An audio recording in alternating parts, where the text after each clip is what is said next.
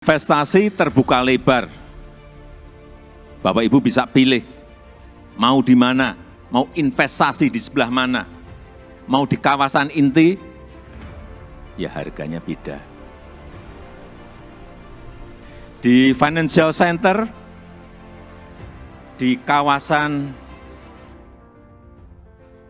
healthcare center, di kawasan education center, di housing area, di tourism area, silahkan. Pak Jokowi menyampaikan bahwa pada waktu itu ada lahan 180.000 hektar katanya. Dan itu hak guna usaha. Pertanyaannya, siapa pemilik konsesi dari 180.000 hektar itu? Sukanto Tanoto, Hasim Joyohadikusumo, IT Kartika Utama, sama yang kedua adalah PT yang dimiliki Sukanto Tanoto. Konsesi-konsesi ini kan milik mereka, HGU. Berapa waktu yang lalu Mata Najwa mewawancarai Isran Nur, Gubernur Kalimantan Timur. Dikatakan, oh mereka suruh pergi saja nanti. Oh mereka juga punya cinta tanah air. Saya katakan bahwa swasta itu bicaranya cuan.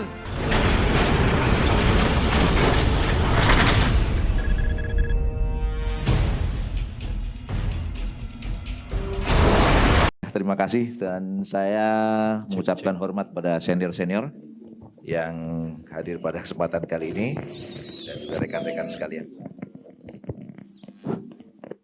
Aman suara? Oke, baik. Saya akan memberikan tambahan sedikit beberapa poin sebelum saya masuk ke konteks oligarki.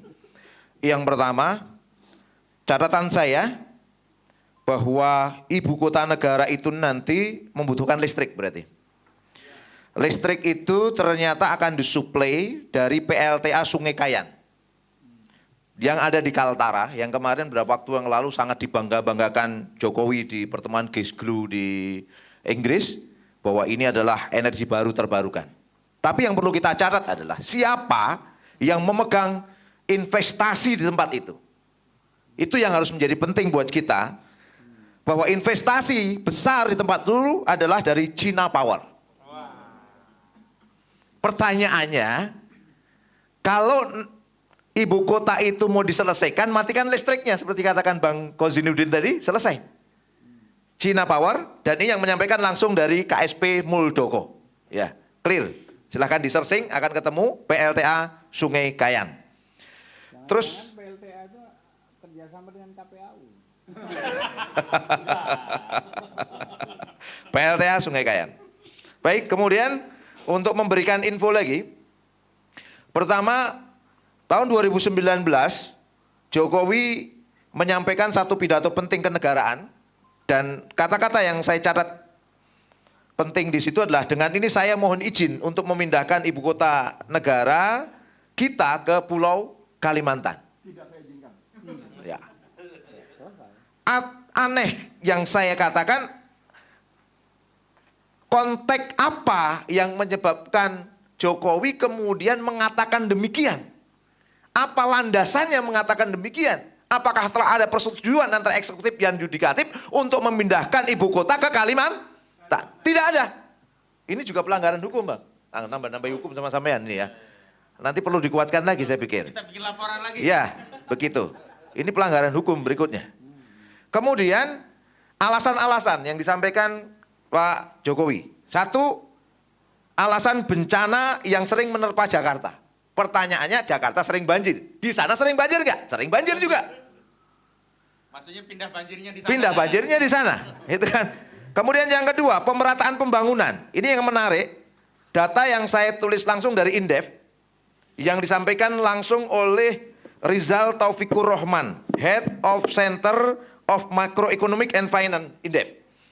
Dikatakan bahwa ada yang mengatakan bahwa waktu itu kenapa harus pindah ibu kota, karena Jawa itu lebih banyak mendapatkan PDB, sementara di sana lebih rendah. Ya. Pemerataan apa yang akan dicapai di sana? Hasil penelitian dari Rizal Taufikur Rahman disampaikan di situ oleh Indef, bahwa pemindahan ibu kota ke Kalimantan itu dalam jangka pendek hanya akan meningkatkan pendapatan sekitar 0,02% dalam jangka pendek. Jangka panjangnya 0,00%, nggak ada perubahan sama sekali. Terus kemudian untuk Kalimantan Timur itu di data yang sampaikan Rizal Taufikur Rahman Indef, untuk khusus Kalimantan Timur itu paling hanya meningkatkan pendapatan sekitar 6,83% saja. Untuk jangka panjangnya hanya 4,58%. Nggak jauh beda. Cukup dengan membangun sarana prasarana pendidikan sana aja sudah cukup meningkatkan apa yang ada percepatan pembangunan yang ada di tempat itu. Ini yang menarik untuk kita baca. Kemudian alasan berikutnya, ketersediaan lahan. Nah ini yang menarik. Kalau kita membaca ketersediaan lahan, Pak Jokowi menyampaikan bahwa pada waktu itu ada lahan 180.000 hektar katanya. Dan itu hak guna usaha. Pertanyaannya, siapa pemilik konsesi dari 180.000 hektar itu? Tadi sudah diungkap oleh Bung Ishak. Ya. Sukanto Tanoto, Hasim Joyadikusumo. IT Kartika Utama sama yang kedua adalah PT yang dimiliki Sukanto Tanoto. Nah, ini clear kalau kita lihat. Yang menarik lagi, tahun 2019 itu meminta lahan sekitar 180 hektar, 180.000 hektar. Ternyata 2020 meningkat 256.142 hektar. Perluasan. Ternyata perluasan itu menambah beberapa perusahaan tambahan. Salah satu perusahaan yang terusana adalah PT Perkebunan Kaltim Utama 1 di utara Kecamatan Muara Jawa, kemudian PT Kutai Energi. Ya, yang ini adalah anak perusahaan dari PT Toba Sejahtera Group. Oh, biar dapat proyek PT Toba. Ya.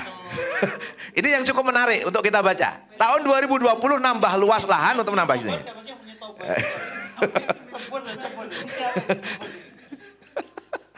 Oke, teman-teman bisa membaca masing-masing lah konteks ini ya.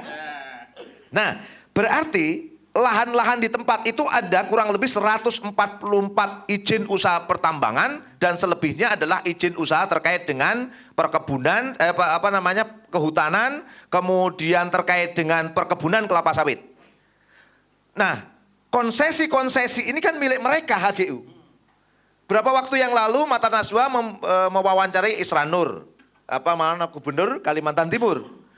Dikatakan, oh mereka suruh pergi saja nanti. Oh mereka juga punya cinta tanah air.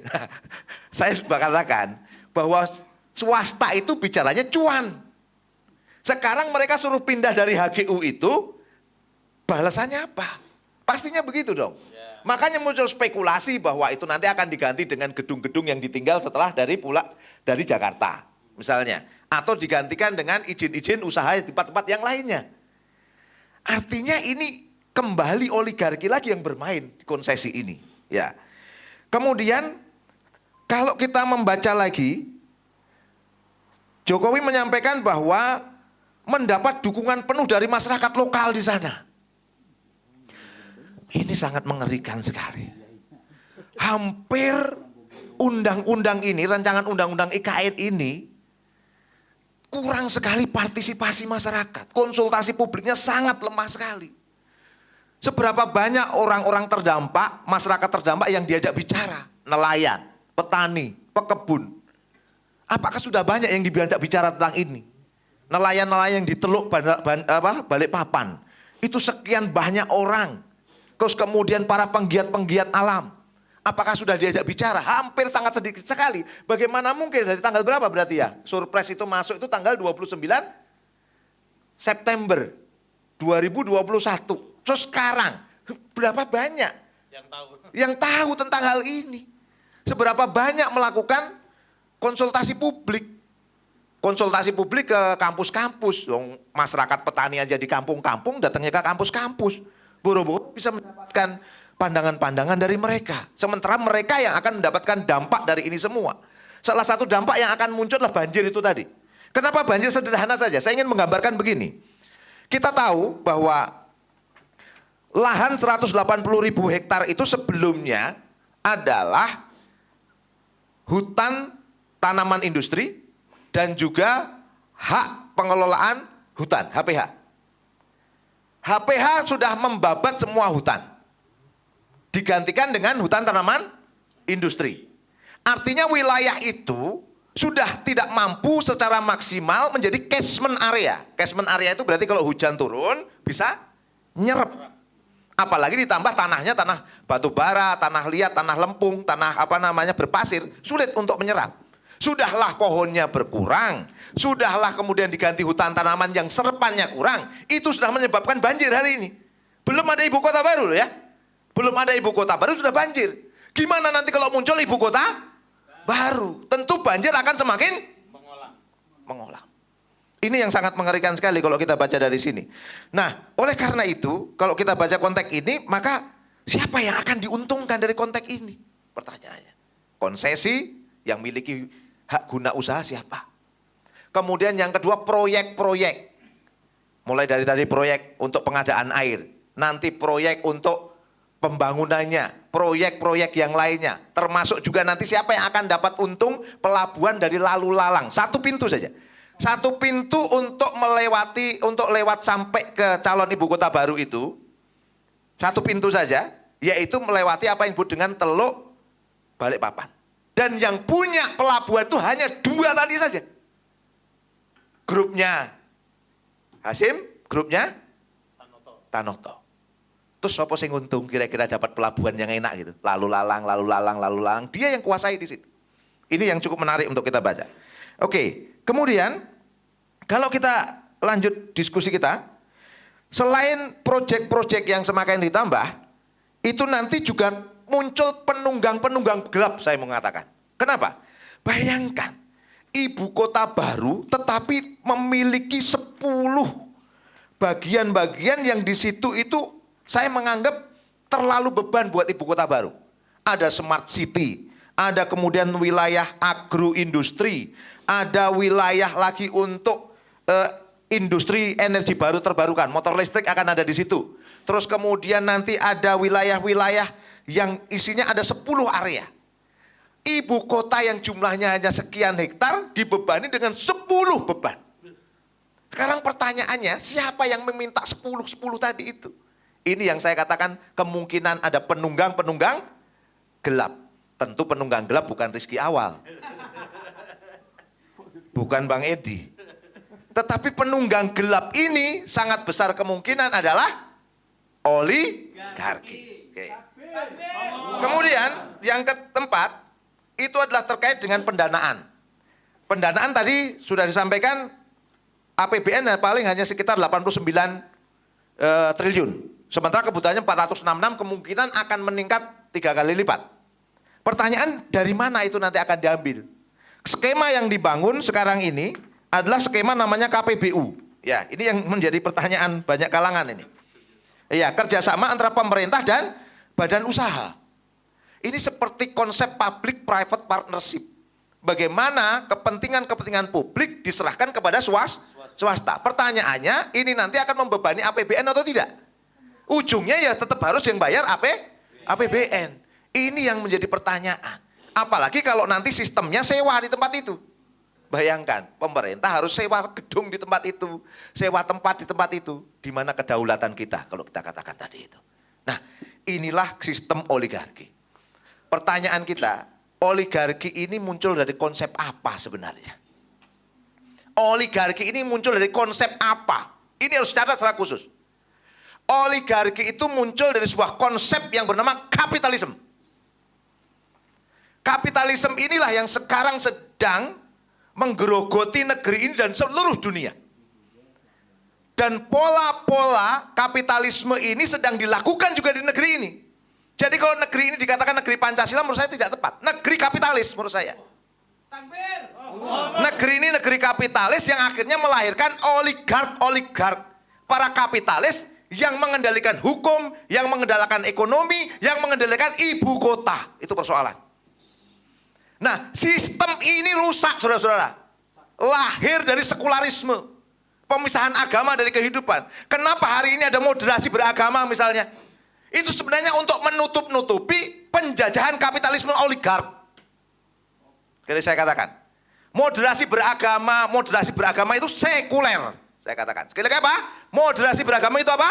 Sekuler. Untuk menutupi apa? Penjajahan kapitalisme oligark, saudara-saudara. Takbir.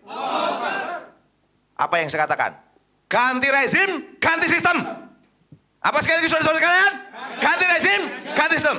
Kesempatan yang baik ini, saya aktivis 98 yang sangat senang dengan syariah. Saya tawarkan syariah Islam untuk negeri ini lebih baik. Takbir. Wassalamualaikum warahmatullahi wabarakatuh.